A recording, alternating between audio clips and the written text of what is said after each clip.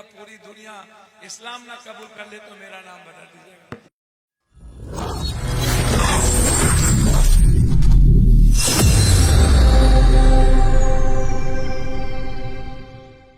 मैं मुबारकबाद देता हूं कि आप ऐसे जलसे में बहुत शालीनता के साथ शिरकत करते हैं। आप महसूस करते हैं, अभी हम हजरत से कहना चाहेंगे, हजरत इस दुनिया में सब्र नाम की चीज नहीं थी। सब्र होता तो लोग इस अल्लाह को भी समझते, ईश्वर को भी समझते, इस्लाम को भी महसूस करते। अब आप दुआ उनसे करवाते हैं जो खुद अभाव में और डरा हुआ इंसान।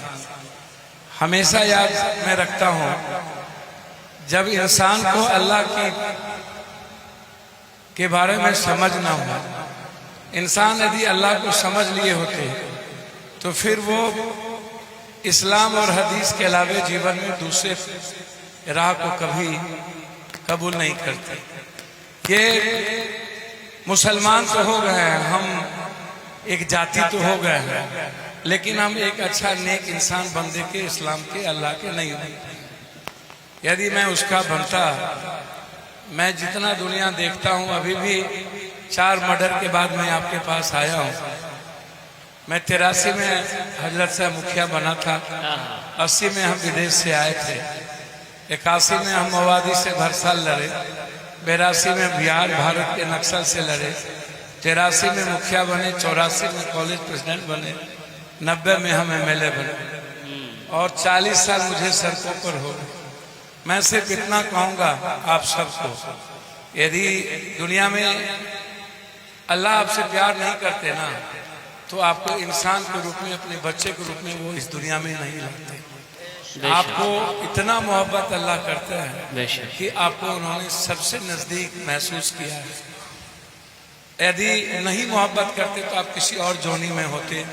आपका जो पुराने जन्म में कोई सत्कर्म होगा, अल्लाह के प्रति जो आपकी दीवानगी होगी, वो जो करना, अल्लाह ने किसको चुना? अल्लाह ने अपने लिए हजरत हुसैन साहब को चुना। क्या अल्लाह आपको नहीं चुना? क्या आपको अल्लाह नहीं चुनते तो आप उसके बंदे होते क्या? आप इसको तो समझ लीजिए। और आप अल्लाह के रास्ते पे चलते हैं, आप दुनिया से मोहब्बत करिए ना, आप अपने पड़ोसी से प्रेम करिए ना, आप इंसानियत से प्रेम करिए ना। अल्लाह का रास्ता क्या है? कोई भी दुनिया में ईश्वर और अल्लाह का रास्ता अलग अलग हम पटना जाएंगे, लेकिन जाना पटना ही है। बगैर प्रेम के और बगैर दूसरों की मुस्कुराहट के आप इस्लाम को न समझ पाइएगा, न अल्लाह के रास्ते पे चल पाइएगा। यदि आप दूसरों से मोहब्बत करते हैं तो आप अल्लाह के बंदे हैं। यदि आप मोहब्बत का रास्ता इस्लाम को समझ चुके हैं तो आप समझिए, जिस दिन आप तो छोटी छोटी बातों में प्रतिक्रिया दे देते हैं। आपको अल्लाह ने बनाया, आप लोग कभी अल्लाह के लिए नारे तकबीर, अल्लाह अकबर, तलवार, लाठी, भाला, फरसा, जो हदीस इजाजत नहीं देती है उसको भी आप करते हैं। क्यों करते हैं? अल्लाह ने जो बात कही है आप उसको करिए ना। हदीस ने जो हमको जीवन सिखाया हम उसको करें ना। हदीस को जिस दिन अपना आत्मसात कर लेंगे और अल्लाह को आप जिस दिन महसूस कर लीजिएगा, पूरी दुनिया इस्लाम ना कबूल कर ले तो मेरा नाम बता दीजिएगा। लेकिन आज यदि नहीं कबूल कर पाया है, वो देन है हम सब, कि हम सब नहीं समझ पाए। इसीलिए मैं आपको दिल से कहता हूँ, आप समझिए ना दस्तरखान, आप समझिए ना मस्जिद के बारे में इन्होंने क्या कहा। आपको मस्जिद में जाने का मौका हमेशा, 5 वक्त का नमाज का मतलब क्या होता है? क्या होता है कि आप अपनी जिंदगी की दुआएं मांगो। नमाज का मकसद होता है कि अल्लाह और आपके बीच का जो फासला है वो कम हो, आप उस पर सब कुछ छोड़ो। जब वो है तो दुनिया वही देखती है, गरीबी अमीरी सब कुछ की देन वही है। इसीलिए कोई फर्क नहीं है। मैं सिर्फ इतना कहूंगा कि चूंकि मुझे याद है हजरत साहब इस देश में जब भी कोई संकट हुई, मैं अल्लाह को याद करके उस संकट के बीच खड़ा रहा। अभी पूरी दुनिया में कोरोना खड़ी थी, पूरा दुनिया डरा हुआ था, मैं कोरोना को डरा रहा था। कोई ऐसा आदमी नहीं जिस शख्स के मैंने मिला नहीं, कोई ऐसा अस्पताल नहीं जिस अस्पताल में हम गए नहीं।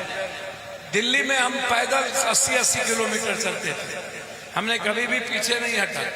इसलिए नहीं कि मुझे कुछ करना, मुझे पता है मुझे कुछ नहीं मिलना, हमें एक वक्त की रोटी भी नसीब का कोई औचित्य नहीं है। नेकी कर दरिया में डाल, मैं दुआ के लिए कभी कोई काम नहीं करता हूँ, बस मैं अल्लाह के लिए पागल हूँ, इस्लाम के लिए, ईश्वर के लिए पागल हूँ, मैं इंसानियत के लिए पागल हूँ। इंसानियत के अलावे मेरे जिंदगी का कोई मकसद नहीं है। मैं सिर्फ इंसान को जानता हूँ और वर्तमान में जीता हूँ। भविष्य में क्या था मुझको कोई मतलब नहीं, आने वाला अतीत में क्या चला गया उससे भी कोई मतलब नहीं। वर्तमान में इंसान की मुस्कुराहट पप्पू यादव के जीवन का मकसद है और यही अल्लाह के प्रति मेरा पागलपन है। इससे ज्यादा मेरे लिए कुछ मैं आगे नहीं कह सकता हूँ। चूंकि पूर्णिया में अभी शाम में काफी गोली बारूद हो गई है, 3 आदिवासियों को गोली लग गया, इसलिए मैं जानना चाहूंगा। मुझे बहुत अच्छा लगा कि आप इतने शालीनता के साथ हमारे जो आप सबसे बड़े आपके बीच आए हैं और उन्होंने जिस जज्बात के साथ आपके जीवन को अपने अल्लाह के बीच जोड़ रहे हैं और इस्लाम और अल्लाह हदीस का जो जीवन का सबसे खूबसूरती है, हर चीज, ज़कात, दस्तरखान, नमाज, दुनिया से मोहब्बत करना।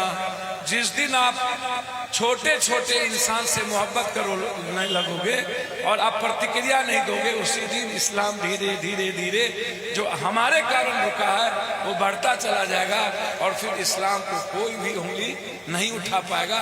इस्लाम को अल्लाह के चलते उंगली नहीं उठती है, इस्लाम पर उंगली उठती है मोहम्मद पप्पू के चलते। इस्लाम पर उंगली उठती है पप्पू के कारण, इस्लाम पर उंगली कभी नहीं उठ सकती थी। इसलिए हम जैसा करते हैं उसका आचरण हमारे इस्लाम और हदीस पर पड़ता है।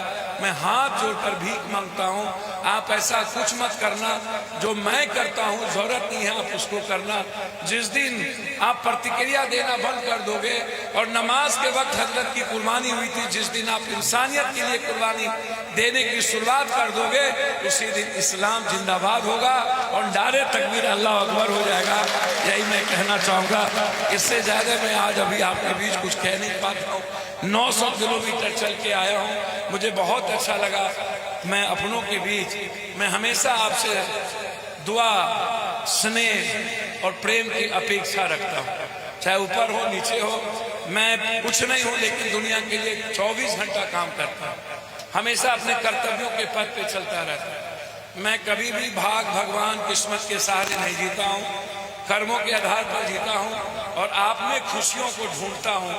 आपकी मुस्कुराहट में ही अल्लाह की मुस्कुराहट है, यही मैं कहूँगा। जिस दिन मैं आपसे मोहब्बत करूँगा उसी दिन अल्लाह का मोहब्बत हमसे हो जाएगा। जिस दिन आपसे हम नफरत करेंगे हमारा मोहब्बत अल्लाह से दूरियां बढ़ेगी। आप करके देखो, इंसान से आपको कहीं जाने की जरूरत नहीं पड़ेगी।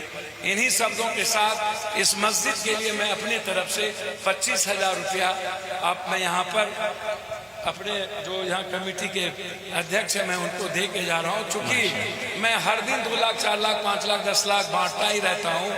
मैं अब कोरोना में पूरी दुनिया, कोई ऐसा मजदूर नहीं था, 84 करोड़ रुपया हर घर तक मैंने पहुँचाया। सबको ट्रेन से लाए, कहाँ से लाए, इसलिए ये एक नेक काम है। मस्जिद हो, स्कूल हो, मंदिर हो, जब ये ऐसी चीजें बनती है तो मुझे लगता है कि निश्चित रूप से आप दुआ के लिए काम मत करिए, बस एक नेक काम करिए और उसको भूल जाइए। जैसे ही आप में दुआ की भावना आएगी, मैं ऐसा कुछ कर रहा हूं तो इसका बदला मिले, तो फिर वो आप अल्लाह को नहीं समझ पाइएगा। डालिए और फिर अपने जीवन को छोड़ दीजिए उस पर। बहुत बहुत धन्यवाद। मैं आप सबको हृदय से सलाम करता हूँ। अल्लाह आप सबको हिफाजत रखे, अल्लाह हमेशा आप सबको दुखों से, कष्टों से, संकट से दूर रखे।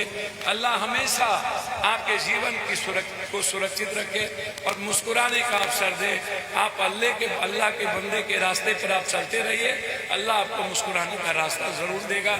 इन्हीं शब्दों के साथ मंच पर जितने आलिम, मौलवी, मदरसे के जो लोग जहाँ के बैठे हैं, हमेशा आप जब भी नमाज पढ़िए तो दुआ में पप्पू यादव को जरूर रखिए, यही मैं कहूँगा। बहुत बहुत शुक्रिया। अस्सलाम वालेकुम। माशाअल्लाह भाई दुरूद शरीफ का मतलब आप लोग सारे लोग मिलकर पढ़ लिया। अल्लाहुम्मा सल्ली अला मुहम्मद व अला आलि मुहम्मद कमा सल्लैता अला इब्राहीम।